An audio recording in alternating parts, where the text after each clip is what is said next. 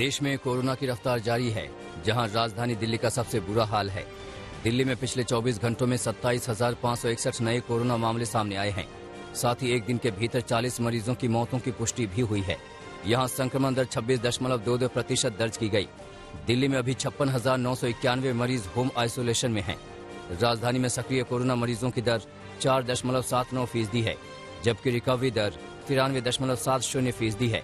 दिल्ली में containment zone की संख्या अभी 20,878 है, जबकि कोरोना डेथ रेट 1.56% है।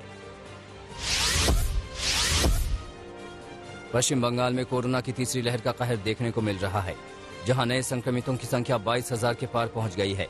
सबसे बुरा हाल राजधानी कोलकाता का है, जहां 7,060 नए कोरोना संक्रमित आए हैं।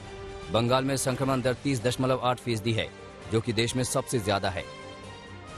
कर्नाटक में भी नए केस 21,000 के पार पहुंच गए हैं, जबकि बेंगलुरु में तेजी से कोरोना का केस बढ़ रहा है, जहां एक दिन में 15,000 से ज्यादा नए केस सामने आए हैं।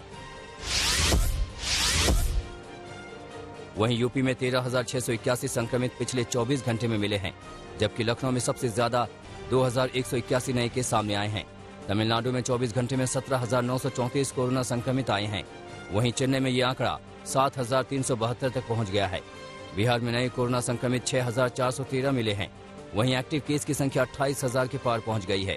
गुजरात में पिछले 24 घंटों में कोविड-19 के 9,941 मामले सामने आए, जिसमें 4 की मौत हो गई। महाराष्ट्र में 24 घंटे में 46,723 केस सामने आए हैं। इस बीच मुंबई से राहत वाली खबर आ रही है। मुंबई में 24 घंटे में 16,420 नए केस सामने आए हैं। हालांकि पिछले 4 दिन को देखते हुए ये मामूली बढ़त है। वहीं केरल में एक बार फिर केस बढ़ने शुरू हो गए हैं। केरल में 24 घंटे में 12,742 नए केस सामने आए हैं। कोरोना पर पीएम मोदी आज मुख्यमंत्रियों से बात करेंगे। वीडियो कॉन्फ्रेंसिंग के जरिए राज्यों के सीएम से मुलाकात पर मौजूदा हालात और तैयारियों पर भी चर्चा होगी। इस बीच प्रधानमंत्री के साथ कोरोना के हालात पर बैठक के बाद डिस्चार्ज पॉलिसी को बदला गया है।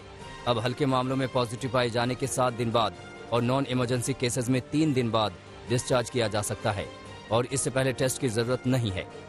सामान्य संक्रमण वाले मामलों में अगर लक्षण घट रहे हैं और 3 दिन तक मरीज का ऑक्सीजन लेवल 93% हो तो उसे डिस्चार्ज किया जा सकता है।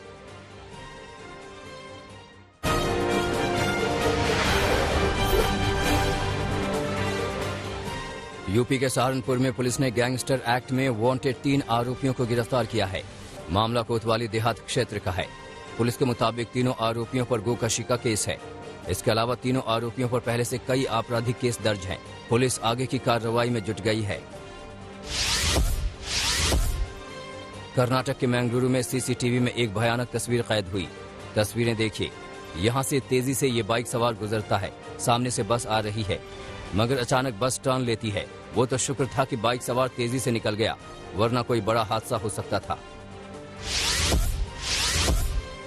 पश्चिम बंगाल के वर्धमान में सेक्स रैकेट का पर्दाफाश हुआ है। मामला मेमारी थाना क्षेत्र के कनाई डांगा इलाके का है। पुलिस के मुताबिक राष्ट्रीय राजमार्ग 2 के पास 2 मंजिला मकान में यह सेक्स रैकेट चल रहा था। पुलिस ने यहां से मकान मालिक समेत 5 लोगों को गिरफ्तार किया है। साथ ही यहां से 8 महिलाओं को रेस्क्यू किया है। पुलिस आगे की तफ्तीश कर रही है। दिल्ली में पुलिस ने एक ऐसे शख्स को गिरफ्तार किया है जिसने अपनी ही लूट की फर्जी कहानी गढ़ी थी। आरोपों के मुताबिक शिकायतकर्ता ने केस दर्ज कराया था कि कापसहेड़ा से उसका किडनैप हुआ। किडनैपर्स उसे रजोकरी में जंगल में ले गए और उसके साथ लूटपाट की।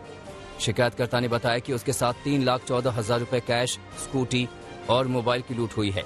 पुलिस ने शिकायत के आधार पर तफ्तीश की तो मालूम चला कि सट्टेबाजी में लाखों रुपए हार चुका था और देनदारों से बचने के लिए उसने ये ट्रिक अपनाई थी।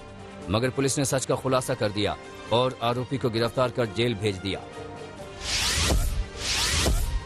मध्य प्रदेश के सागर में पीडब्ल्यूडी मंत्री गोपाल भार्गव के बंगले के पास चोरों ने जमकर उत्पात मचाया। चोरों ने बंगले के पास की 9 दुकानों के ताले तोड़े और लाखों का सामान लेकर चंपत हो गए।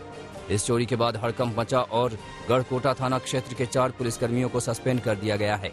पुलिसकर्मियों पर गश्त में लापरवाही का आरोप लगाया गया है।